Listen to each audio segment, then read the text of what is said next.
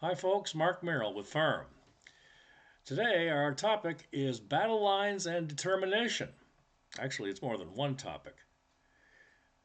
For particular issues that we'll be discussing on today's program, a judge removes key legal hurdle for Donald Trump's plan to trim federal workforce with deferred resignations.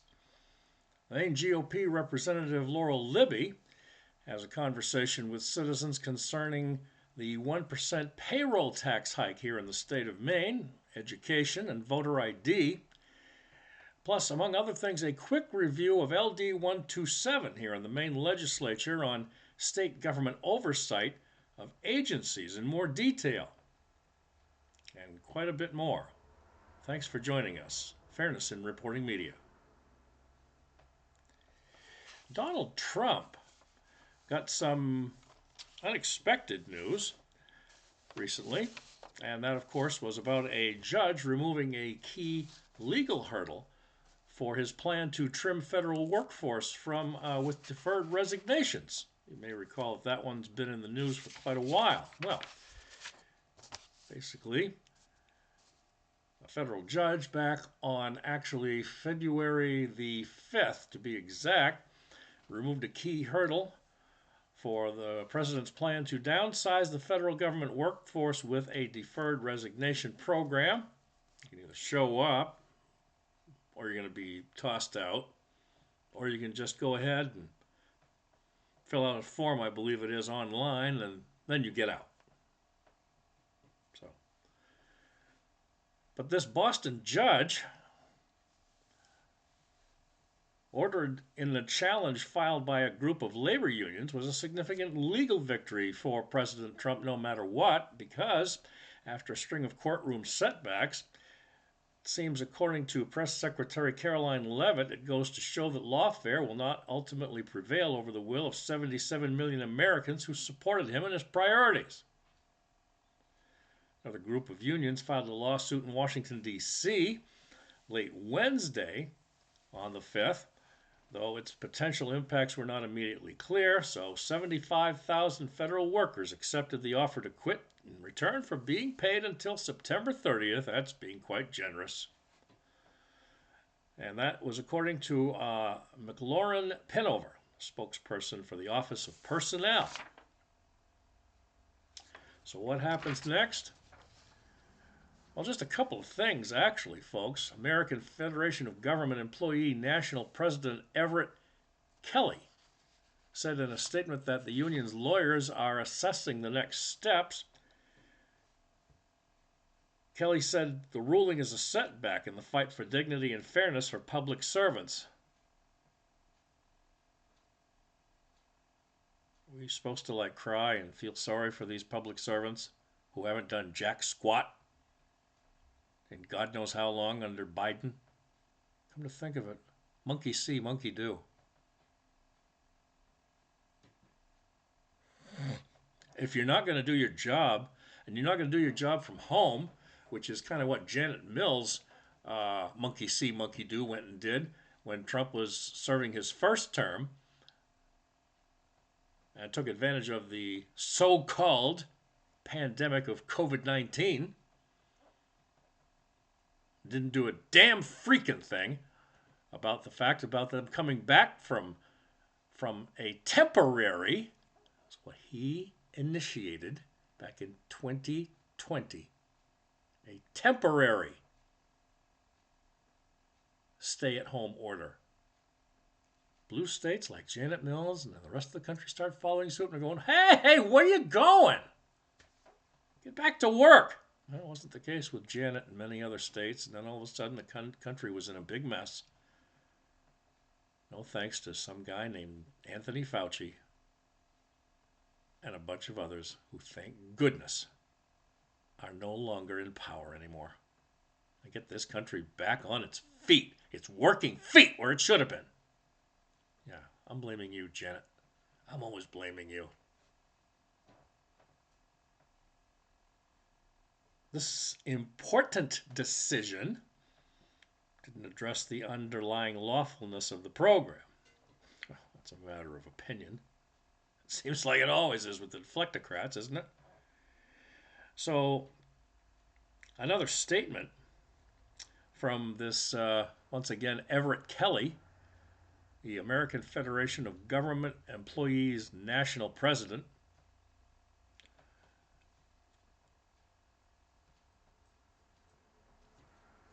The union continues to maintain that it's illegal to force American citizens to make a decision in a few short days without adequate information about, quote, whether to uproot their families and leave their careers for what amounts to an unfounded IOU from Elon Musk. See, that's too freaking bad, isn't it? Grow up about it. We're trying to run a country here.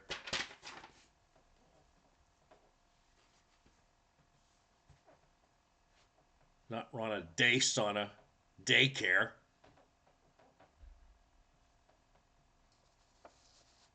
You may recall also, if it's good news, that Robert F. Kennedy Jr. was finally confirmed as HHS Secretary, 52 to 48. At least some good news took place in this country, in the Senate and the Congress, mostly the Senate. Back, that one was, folks, on February the 6th, when the Senate confirmed Kennedy as the president's health secretary, putting the prominent vaccine skeptic in control of $1.7 trillion in federal spending, vaccine recommendations, and food safety, as well as health insurance programs for roughly half the country. The GOP fell in line behind Trump despite hesitancy over Kennedy's views on vaccine. As we said, margin of only 6 votes, 52-48, and no supporters were Democrats. Surprise! A party that his uncle and his father supported most of their lives for. To the death. I'm going to let that one sink in a little bit.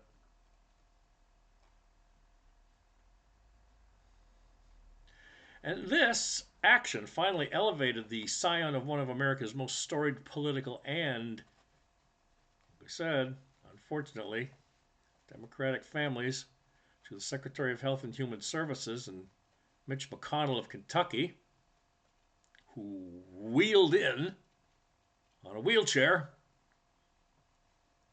who had polio as a child, was the only no vote among Republicans. Mirroring his stands against Trump's picks for the Pentagon chief and director of national intelligence, all Democrats opposed Kennedy, and the GOP largely embraced Kennedy's vision to make America healthy again, MAHA, by directing the public health agencies to focus on chronic diseases such as obesity.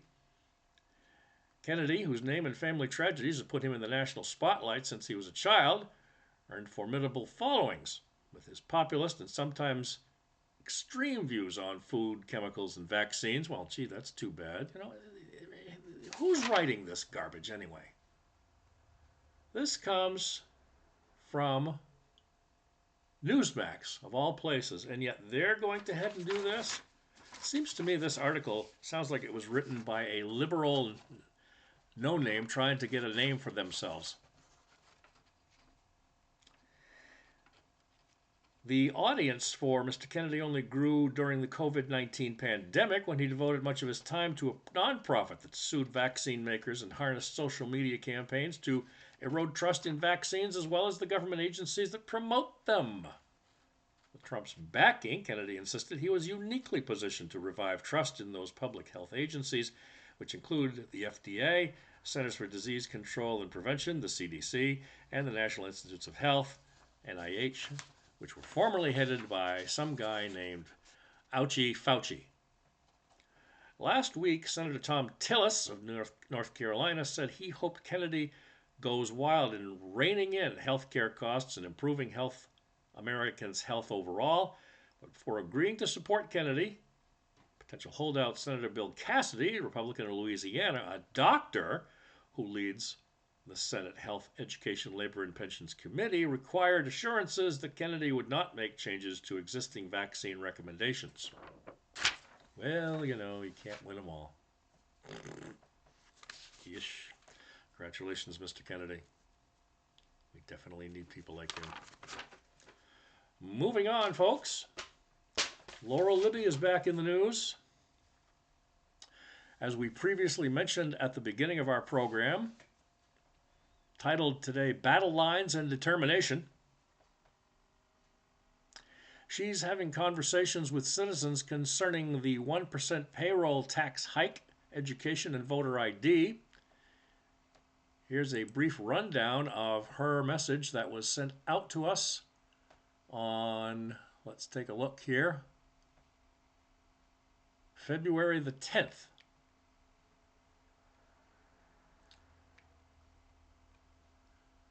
She says, many of you Mainers may have heard about the $120 million supplemental budget on her Facebook page, due to be voted on in the House and Senate.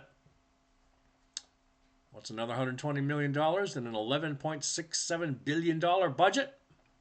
She's voting no, if she hasn't already.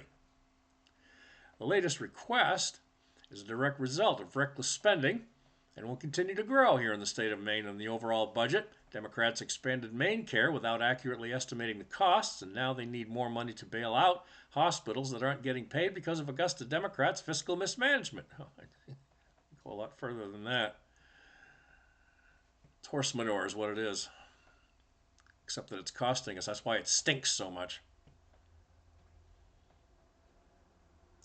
The media here in this state reported that the Appropriations Committee voted unanimously in favor of the budget, and indeed 3 Republicans present did vote in favor of it as well. Why? The Republicans on the committee supported it because they got a pinky promise from Democrats to consider a 10% tax or a 10% cut in Maine Care. That's like a cartoon, she compares it to, folks. Yeah. That's like Lucy holding the football for Charlie Brown, you may recall. How many times will we fall for the same trick?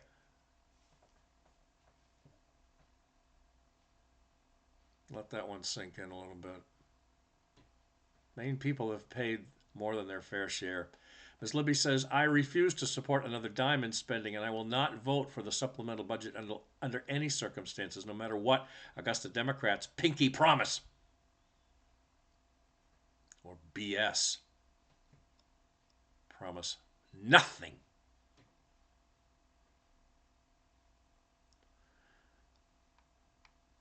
She had a podcast within the last 7 days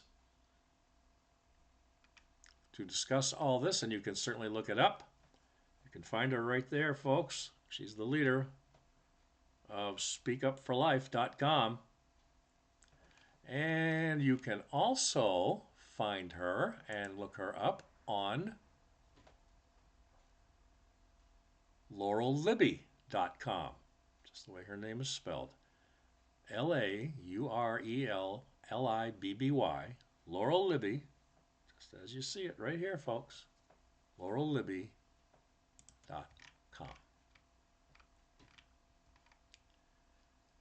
The Maine Principals Association said it will continue to allow boys to compete in girls' sports despite what Donald Trump has already sent through.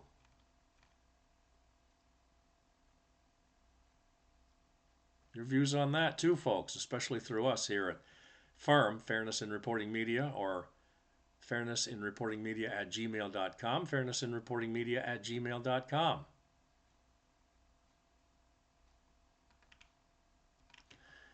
And she has also, Ms. Libby has heard about a lot of buzz about DOGE, the Department of Government Efficiency, over the last few weeks on social media and even in conversation at the State House. So when a friend sent her this notice, an article, she was a bit intrigued. Say anything else. While bureaucrats prepared orientation packets and welcome memos, DOGE's team was already deep inside the payment systems. No committees, no approvals, no red tape, just 4 coders with unprecedented access and algorithms ready to run. Public hearings on bills that are coming up for every variety are ramping up in each committee during the next couple of weeks and beyond. You can certainly check her website, laurellibby.com, as we mentioned, folks, and select the committee you're interested in and pursue the calendar for the week. Thank you very much, Ms. Libby. As we move on here, folks, on Firm, we've got our other Maine friend here, Minority Leader in the House, Billy Bob Falkingham, as we'll kind of make sure we have his full name in there. Here we are. What we're talking about here is a new bill that's been presented, LD 127. And what that one is about is an act to strengthen legislative oversight of government's agencies and programs by reaffirming the legislature's access to confidential records. Yeah, isn't that long enough? I think I could chop this down a little bit. Basically, folks, there's several sections to it. It would take us probably the next half hour to 45 minutes to read it. However, you can certainly look it up on the Maine website, our Maine governor's website under state government, maine.gov/legislature.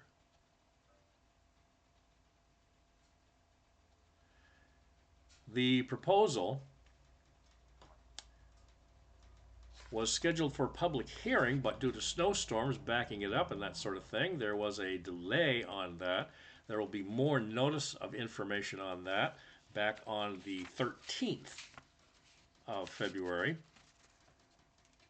It is talking about information and records available to the committee, records including information and other things that are otherwise privileged or confidential, and to issue a subpoena requesting the records that were considered and referred by the Office of Program Evaluation and Government Accountability. Oh, there's a word you never hear very much as far as the Democrats. Let that one slip through, did you? Deflectocrat demon rats, did you? Accountability. Also, the duties set forth in the section, or the committee retains all the duties and powers granted to the legislative investigative committees. Pursuant to Title III, the committee may, by an affirmative vote of a majority of its entire membership, authorize a study or investigation of any matter that is determined necessary by the Judiciary Committee without further authorization of the legislature. The committee code of ethics is also going to be scrutinized, folks, among many others. So to cut to the chase, as we usually like to do here at Firm, we get all the information that we're supposed to have, folks, and we do. Thank you very much to Mr. Falkingham and his associates and his staff and his other lawmakers, mostly with an R next to their name, those in our state who give a damn about a legislature. Fair play. The amendment overall, LD 127, back on planet Earth here, back to reality. It provides that the Government Oversight Committee may receive information and records that are privileged and confidential. An amendment establishes the Government Oversight Committee as a standing legislative investigative committee and provides that the committee may, by motion of a majority of members, decide to conduct a study or investigation, as previously mentioned. However, two more to go, folks. The amendment requires the Government Oversight Committee to coordinate with the President of the Senate and Speaker of the House. That's going to be tough, isn't it? Because they're deflectocrats. Crap! But they must be talked to. Hopefully in a subtly direct way. Look, folks, we're not kidding around here. This is pushing the billions of dollars that Janet wants to get through. So anyway, the Oversight Committee has to coordinate with the President of the Senate and Speaker of the House to develop a code of ethics. You know what those are? Do you, deflectocrats in this state?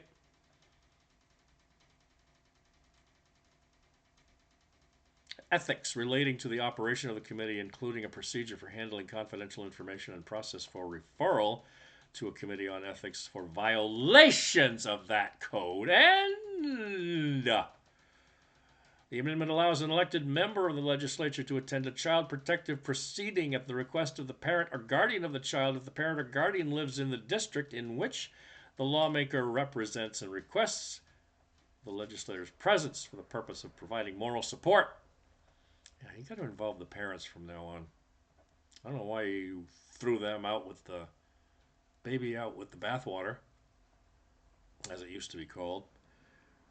The amendment clarifies that the Department of Health and Human Services. Remember? That means you have to listen to the new information proposed and designated and lawfully promoted by Robert F. Kennedy Jr., whether you like it or not. Federal HHS delegates to state HHS. The Maine Department of Health and Human Services shall disclose records with the Joint Standing Committee on Health and Human Services, and the committee may go into executive session to discuss with the Child Welfare Ombudsman records contained in the Child Welfare Ombudsman Annual Report. You see, you're not going to avoid all the new information that's coming down the pike, as we say, folks, because stuff's got to happen, and it's going to happen, whether you like it or not. Things got to get done, ladies and gentlemen. They got to get done. Next, a couple of things, folks, before we finish up our program here on battle lines and determination here on Firm. Quote from an Alabama governor, or the Alabama governor, Kay Ivey, signed a bill titled, "What is a Woman?" Remember that? Well, she did. As we move on to the category of bullying and how to use common sense to get around it. Didn't take a biologist to figure it out, said Governor Ivey. Back on the 13th of February, Ms. Ivey signed Senate Bill 79, What is a Woman Bill, which wrote definitions of male and female into state law that exclude transgender people from being recognized under their gender identity. Gee, I wonder where that came from. Do you think you know where that came from, ladies and gentlemen? Citizens of America, biologically male and female and normal human beings out there? Legislation that strictly defines sex based on reproductive organs that are present at birth, signed into law in Alabama. And it also goes on to say, folks, if the good Lord made you a boy, you're a boy, she said.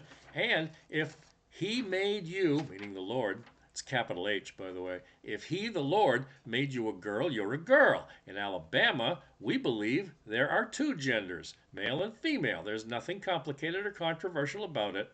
Today, meaning that day that she signed it, was a proud and official day to answer the question, what is a woman, with her signature on Senate Bill 79. It did not take a biologist to figure it out. Thank you, Senator April Weaver and Representative Susan Dubose, for your work on that.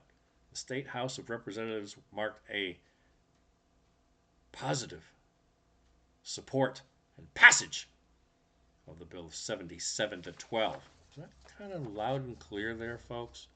If not, it ought to be. Damn loud and clear. It was approved as more Republican-led states look to enact laws defining men and women. 9 states have similar laws, and several are pushing to enact more this year, following Mr. Trump's executive order declaring there are two sexes and rejecting the idea that people can transition to another gender. More details on the Alabama passage a little later, folks. As we wrap up our program here on battle lines and determination here on Firm, some words of wisdom from a gentleman who was once famous, if not infamous. Not only a musician, one of the stellar musicians of rock and roll music back in the 60s all the way through until his death untimely in 1980, John Lennon, from a song that he wrote, was originally recorded in 1977, just 3 years before his death. Nobody told me. But here's some words that we think we'd like to pass along to the general population, folks. In the lyrics, Mr. Lennon says, "They're starving back in China, so finish what you've got." Nobody told me there'd be days like these, strange days indeed. One of a more poignant one. The end of his song, he sings, "Everybody's smoking and no one's getting high. Everybody's flying and never touches the sky. There's UFOs over New York and I ain't too surprised." That, ladies and gentlemen, is a premonition of a balloon over the United States, you may recall, and Joe Biden did nothing about it.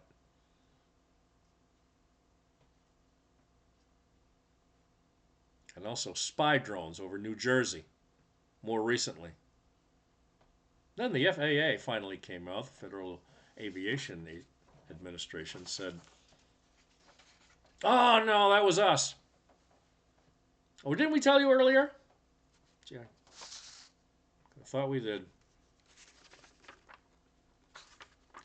There's ways to stop bullying, folks, and get back to common sense in this country. That's got to stop damn freaking quick.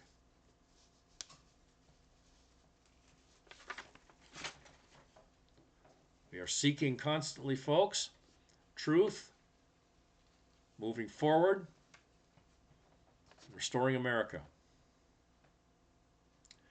For more information, folks, you can get in touch with us at fairnessinreportingmedia@gmail.com, fairnessinreportingmedia@gmail.com. Our podcasts are always on rumble.com/fairnessmedia1, and they're also on YouTube and Twitter. As always, folks, take care of yourselves, stay warm, and peace to everyone.